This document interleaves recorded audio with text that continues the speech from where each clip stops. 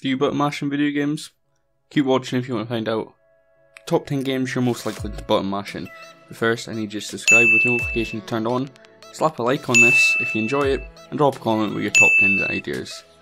But foremost, button mashing in video games is when you rapidly press buttons all at once for random things. You do it commonly in fighting games, but there's other games you do it in. I'm going over top 10 games where you're likely to button mash, so let's move on.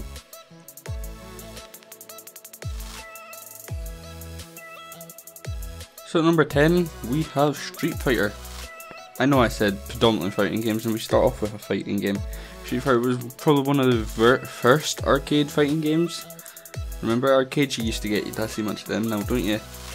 Came to us in 1987. You know, it's been here ever since. Started off in the arcade, now it's been on various home systems. Never actually played a solid Street Fighter. Never played the game, but I wouldn't mind because I love to button mash in fighting games. It's just a necessity.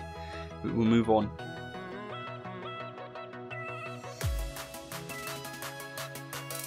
And at number 9 is Guitar Hero. I quite loved that game until they've kind of ruined their reputation by lawsuits, not getting the right rights to things and all that. Quite a fun series. It's a button mashing series. What do? You rapidly press buttons. The harder it gets, the more buttons you press. Simple. They're a combination kind of thing, but it is just button mashing. Hopefully they make a comeback, but I don't see that happening. But Guitar Hero's our number 9.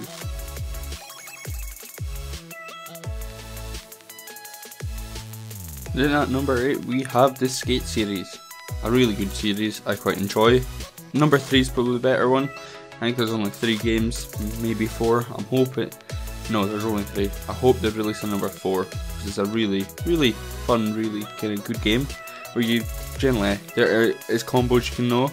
Generally, how you get those combos is button mashing, I found.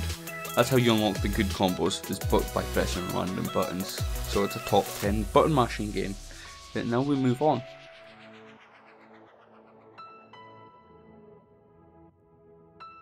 And at number 7 we have Injustice 2. You don't hear much about the game now since its inception and since it was released in May of this year, 2017. But once it came out, every YouTuber I knew was streaming it, and all they were doing is randomly pressing buttons. You had certain combos and all this, but as we know, to unlock the best combos, you just rapidly press those buttons.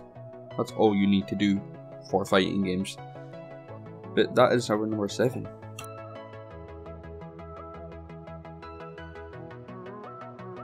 And then at number 6 we have Super Smash Bros. Another very popular fighting game. With this game, button mash can only get you so far. There is a good amount of skill to this game. It also ruins friendships, by the way. I've never played it. I do want to play it, but I'm probably going to play it myself and not with friends because, well, let's not ruin friendships over a video game. That's happened to me before. Not the greatest of ideas. But Super Smash Bros. Is our number 6 spot.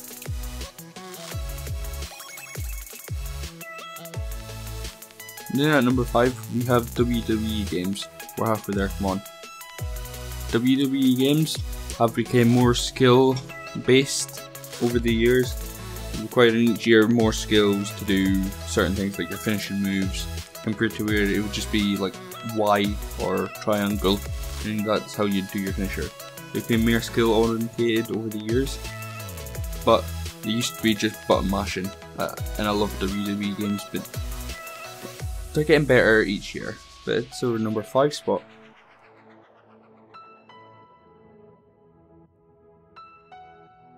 And number 4 we have Tekken.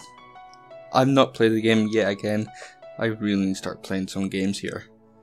But it's another fighting game kind of series, I think, and it's really good. You know, they've not made it to Tekken 7 or 8 by now without fans loving the game and wanting more and more and more. See what it is? A lot of these games are just repetition, just reskinned, a couple of new storylines, that's it. Maybe I should become a game developer, but that's our number 4 spot.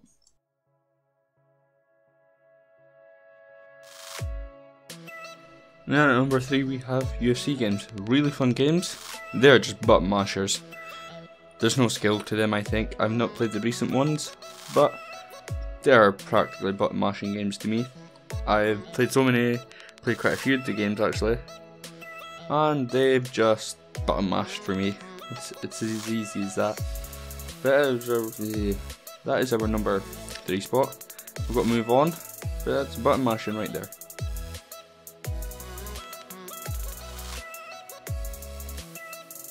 And then at number 2 we have any of the Tony Hawk games from Pro Skater 1 to 5. Some of the Pro Skaters, like number 5 is shit. Or we have Underground 1 and 2. I really like Underground 2. I'm hoping that that's backwards compatible. If so, I am getting it. Or if not, I'm buying that original Xbox. That's an ultimate button mashing game there. I used to play with my mates when we were younger. With the original Xbox, 4 controllers. I was king of button mashing. Simple. King. Just endless combinations by rapidly pressing buttons. Tony Hawk games are actually quite fun, but like, I wouldn't see another Underground, you know, number 3. And well, Pro Skater was just terrible. Simple. But that is our number 2 spot.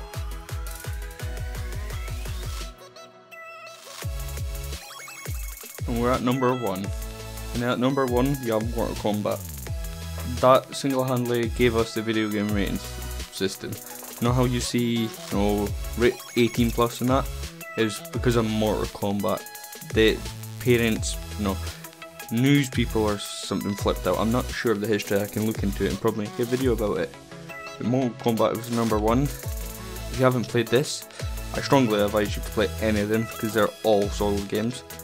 They became more button mashing for the random combos compared to the first couple, where it was you had to know the combinations. You had to know what buttons to press. Now it's just press any and you win. Simple. But Mortal Kombat is a rock solid game and it's worth playing. But this has been today's top 10. Don't forget to leave a like, comment and subscribe with notifications turned on. I'll see you in the next one.